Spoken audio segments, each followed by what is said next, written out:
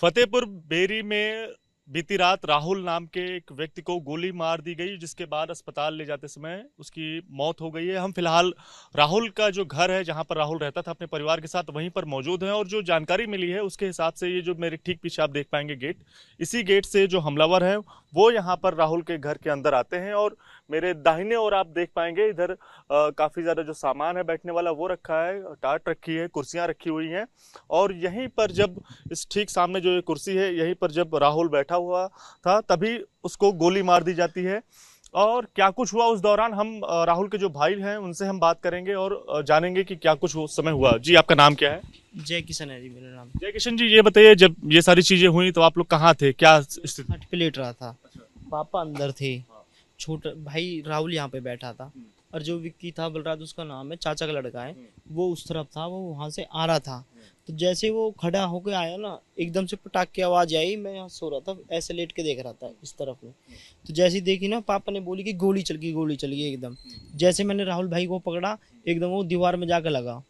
और फिर विक्की भाई ने और पापा ने यहाँ से कूद के, वो दोनों एक या दो थे, वो एक दबोच लिया, उसका कट्टा भी बरामद कर लिया, वो भी बरामद कर लिया। उसको भी चोट आई थी, जब बहुत काफ़ी चोट विक्की भाई के यहाँ चोट आई थी, टाँके भी लगे उसके 17-18। एमएलसी भी हुई है उसकी, और पापा की भी एमएलसी हुई है आज। कितने बजे ये पूरी जो घटना है, ये कितने बजे लगभग हुई? ये कल रात को 9:29-30 की बात है। अच्छा, आप सब लोग भाई हैं राहुल के? जी, थोड़ा आ गया जी। जी जी, क्या नाम है आपका? राजपाल। थोड़ा आ गया जी। राजपाल। ये बताइए, जब वो आदमी आया, जो उसके क्या कट्टा वो हाथ में क्या खुले आम लेके आया था या फिर किस तरह से था? ये यहाँ से वो गेट से लिकड़ा ना, वो गेट से लिकड़ा, उसमें कट्टा उसमें हाथ में था, और उसमें कुछ सफेद करके कट्टा बांध रखा था उसने। वो आया एकदम चुप चुप, यहाँ पर उस टाइम पे कुछ अंधेरा था, और भैया यहाँ पर बैठे थे, सीधी यहाँ पर कोक करी, सीधी एकदम मार के जिसे भगा। विक्की भाई यहाँ पर थे, वो एकदम भागे, और वहाँ पर जाकर वो बाइक में से स्टार्ट कर रहा था ना बाइक को, उसने धक्का मार दिया बाइक में, वो नीचे गिर गया। उसके हेलमेट पेलमेट सब टेढ़े मेढ़े हो गए। तो भाई ने हेलमेट उतार लिया, यहाँ से आवाज़ मारी, पापा वहाँ से भागे, अरे मेरे तो मार दिया मार दिया मार दिया। तो पापा भागे, फिर वो पापा ने, और फिर स्वराज भाई को वहाँ पर देख के भैया को थोड़ा सा वो हो जाता। उसके तो जो हमलावर था वो क्या इसी गांव का रहने वाला है? क्या नाम? इसी गांव का ही है उसका। वैसे तो गांव में कहते हैं कन्नू, नहीं उसका करण सिंह कुछ कह के है, नहीं वैसे तो शाम सिंह का भैया है, वो फौजी का लड़का है। हमारी कोई आज तक कोई लड़ाई नहीं, कोई झगड़ा नहीं, कोई पकड़ा गया तब उसके बैग से भी कुछ मिला? क्या मिला उसके बैग से? चक्कू मिला था एक तो बड़ा वाला, और कुछ अपने पेचकस, प्लास, हथौड़ी, 1 नंबर मतलब उसके कपड़े मिले थे, उसके 2 नंबर प्लेट मिली है अलग अलग, उनके फोटो है हमारे पास। और जो बाइक थी वो भी शायद मेरे ख्याल में फ्रॉड है। पैसे मिले थे उसमें, इतनी गड्डी थी लंबी सी, वो पता नहीं उसमें पैसे थे या कुछ और चीज बना रखी थी उन्होंने, ये पता नहीं है क्लियर। एक बात और सामने आ रही है कि जो भाई है आपका, जो राहुल, उसको जो मारने वाला आया था वो किसी और को मारने के उद्देश्य से यहाँ पर आया था, लेकिन आपके भाई को उसने मार दिया। मैं भी यहीं पे लौटा हुआ था, छोटा भाई भी। वो तो एक जो इसने मारा ना, उन्होंने किया है। एक मैं संजय को मारने के आया था यहाँ पर, वो झूठ है। संजय कौन है? संजय जी एक हसूर कॉलोनी में रहता, बाहर का रहने वाला, यूपी का रहने वाला। वो हमारी उसकी खास, हमारी गाड़ी ट्रांसपोर्ट का काम था, तो हमारी गाड़ियों साथ चलती थी, हम साथ रहते थे। मैंने जनवरी में गाड़ी बेच दी, तो जनवरी से तो हमारा कोई मैटर ही नहीं है। जब से उससे पहले भी कभी महीने में 2 महीनों में आ गया तो आ गया, नहीं तो कोई मैटर नहीं था। अभी हाल में संजय कभी यहाँ पे आया था? नहीं जी, यहाँ पर कम से कम मेरे लगभग कम से कम भी कुछ नहीं, कुछ ना ज्यादा ही हो गए 7-8 महीने से। अब क्या लगता है, ये जो कहानी बताई जा रही है संजय के नाम पर, ये क्या फेक है, फर्जी है? ये तो फेक है, टोटल फेक है। इसमें गेम ही कुछ और है। क्या गेम लगता है आपको? चैन बनी ओढ़ है, जिसमें जो हमारे भैया को मारा ना, इसमें कहीं ना कहीं चैन जुड़ी ओढ़ है।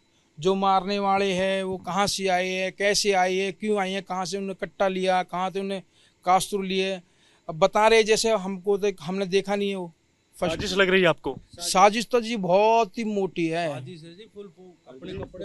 आगे जी, क्या नाम है? मेरा नाम विनय तनवर है जी। वो अपने आप? मेरे चाचा लगते थे वो। हाँ, वो अपने कपड़े वपड़े लेकर आया था बैग में सारे पैक पुक करके, मतलब उसका इरादा यही था कि मैं गोली मार के और कपड़े चेंज करके नंबर प्लेट चेंज करके और यहाँ से फरार हो जाऊँ, ना किसी को दिखूँ। मतलब उद्देश्य उसका यही था कि इसी को ही मारना, टारगेट था बिल्कुल राहुल।